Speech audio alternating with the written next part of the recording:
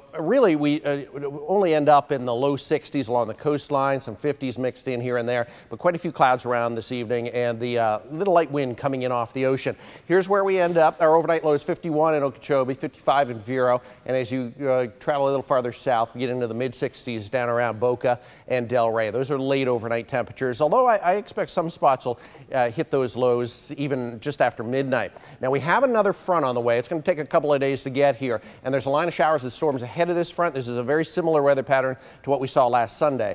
As it moves into South Florida on Friday, it appears the timing at this point would be later in the day. It will bring us a higher than normal rain chance, and there is at least some severe weather threat on the Treasure Coast Storm Prediction Center, putting a marginal threat for severe weather later Friday, early Saturday, as we get the storms firing up ahead of the front. There's still some uncertainty, though, and cooler air filters in behind that. Here's where that marginal threat is. So this is really Friday afternoon into Friday evening, some parts of the Treasure Coast in toward Okeechobee.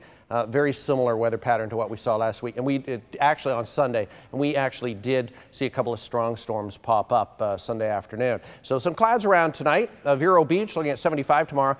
Mild and a few showers are possible, but generally sunshine. Daytime highs will be in the high 70s, low 80s right through Saturday, and then we cool off on Sunday and Monday. Boating conditions, it's a bumpy 4 to 6, occasionally 8 with a moderate chop for the inland waters. 61 overnight, cool out there, but not cold. 78 tomorrow, so about 5 degrees roughly warmer than today. And a shower is possible, but generally sunny. In the 7-day forecast, a late day rain on Friday, and it looks like some of those showers will linger into Saturday morning, and then we'll see the sunshine return during the day. And then cooler weather for most of next week. We're below normal, looking good. So that roller coaster ride continues. Cold, warm, cold, right into next week.